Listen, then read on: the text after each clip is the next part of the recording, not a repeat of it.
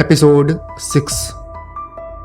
अभी तक की कहानी में आपने सुना कि टॉरिजॉन कैपिटल मैनेजमेंट नाम की एक शेयर मार्केट से रिलेटेड एक कंपनी है जिसकी रिप्रेजेंटेटिव अदिति है, और वहीं वरुण नाम का एक लड़का है जिसकी अदिति से व्हाट्सएप के माध्यम से बात होनी शुरू होती है। जहां एक तरफ वरुण अदिति की बातों और उसकी तस्वीरों से ही बहुत इम्प्रेस है, तो वहीं दूसरी तरफ अदिति अभी उसे बहुत भाव नहीं दे रही।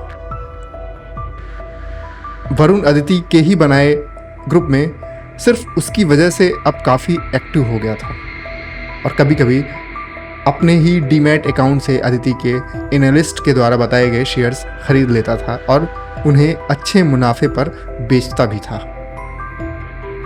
तो अब आगे सुनते हैं। अगले दिन की सुबह हुई तो वरुण के फ़ोन में एक मैसेज पड़ा हुआ था। ये मैसेज किसी अननोन नंबर से था और इस मैसेज में लिखा हुआ था, हाय, मेरा नाम राहुल है और मैं एक डॉक्टर हूँ। I got your number from Unity group. I just wanted to check that this new trading website is trustable और नॉट। वरुण ने ये मैसेज पढ़ा तो उसे कुछ समझ नहीं आया, और वहीं उसके दिमाग में आया कि ये आदमी जो भी है वो है तो उसी ग्रुप का हिस्सा जिसमें अदिति हर दिन शेयर्स का रिकमेंडेशन देती है, लेकिन वहाँ बताए गए शेयर्स को तो हमें अपने डीमैट अकाउंट में खरीदने होते हैं। तो फिर ये आदमी कौन सी नई वेबसाइट के बारे में बता रहा है? उस आदमी से थोड़ी देर बात करने के बाद वरुण को ये पता चला कि दरअसल टॉरिजॉन कैपिटल मैनेजमेंट का खुद का ही कोई एक्सक्लूसिव वेबसाइट है जिसके माध्यम से ये लोग शेयर्स की ट्रेडिंग करवाते हैं। अब वरुण को थोड़ा अदिति पर गुस्सा भी आया कि बताओ, वो खुद इतने दिनों से इस एक्सक्लूसिव अकाउंट के बारे में पूछ रहा है तो अदिति ने उसे नहीं बताया, और इस डॉक्टर को उसने वेबसाइट भी बता दी, और साथ ही ये लोग उस वेबसाइट को यूज भी कर रहे हैं। यही बड़बड़ाते हुए वरुण ने गुस्से में अदिति को मैसेज लिखा,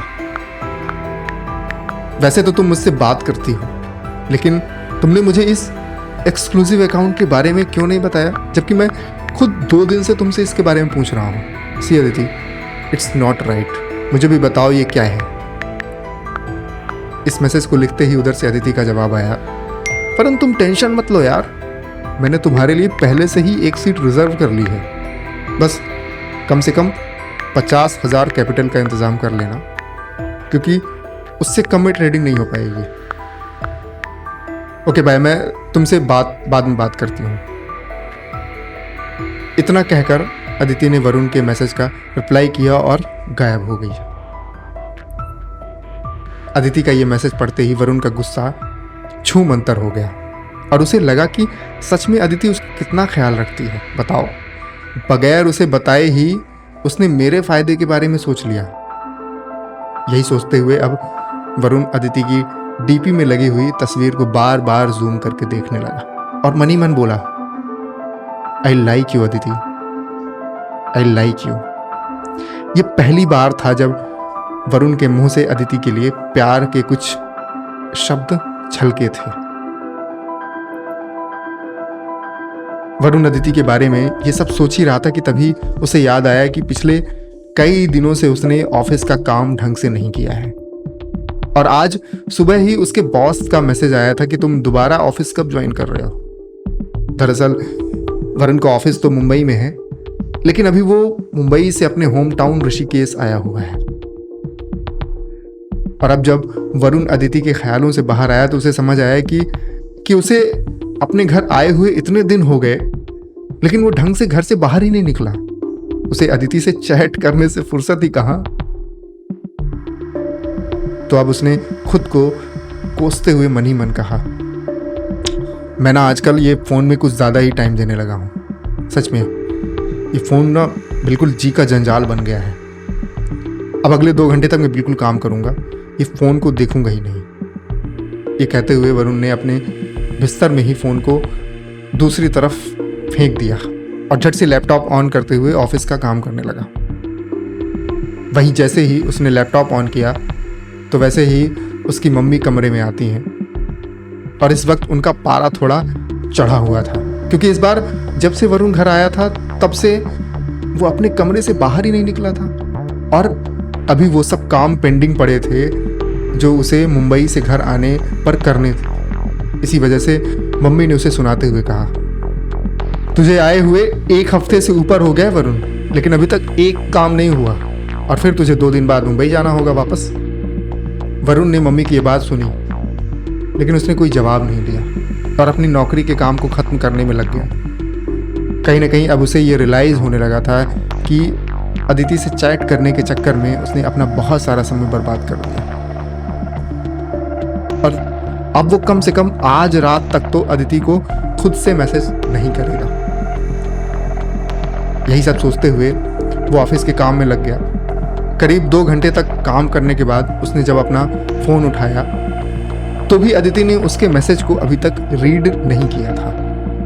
वरुण ने मन तो बनाया था कि वो कल सुबह तक खुद को अदिति को मैसेज करने से रोकेगा, लेकिन एक ही पल में उसने खुद के किए हुए वादे को तोड़ते हुए एक मैसेज टाइप करना शुरू किया। अदिति, इट्स नॉट राइट यार, मैं तुमको कितनी बार मैसेज करता हूँ लेकिन तुम पूरा दिन में सिर्फ 2 या 3 बार ही रिप्लाई करती हो।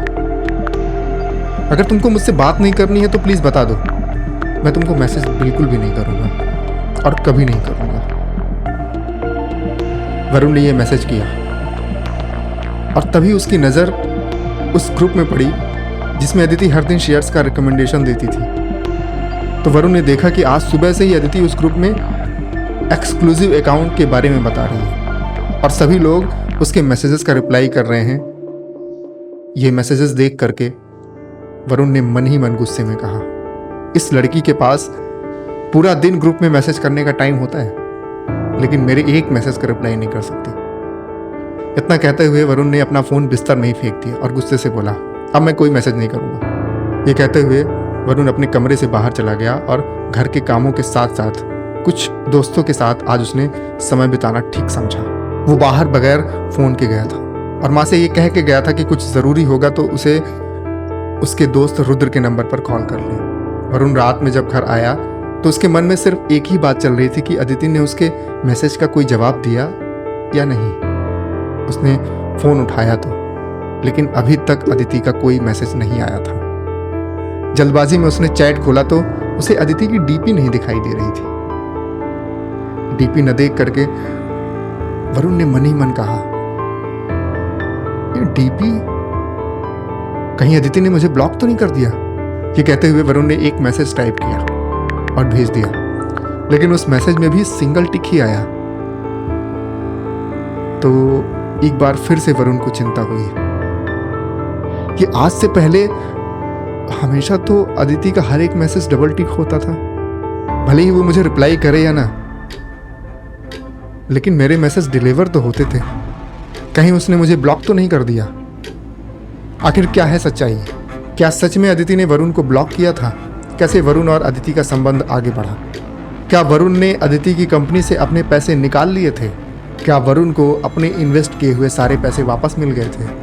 कैसे इन्वेस्ट किया था वरुण ने अपनी सारी कमाई? जानने के लिए आप अगला एपिसोड ज़रूर सुनें और ये कहानी अपने दोस्तों को ज़रूर भेजें, क्योंकि ये कहानी बिल्कुल सच्ची घटना पर आधारित है। जाते जाते हमारे चैनल को सब्सक्राइब ज़रूर करें और बेल आइकन को दबा लें, जिससे आपको अगले एपिसोड का नोटिफिकेशन मिल जाए। चलता हूँ,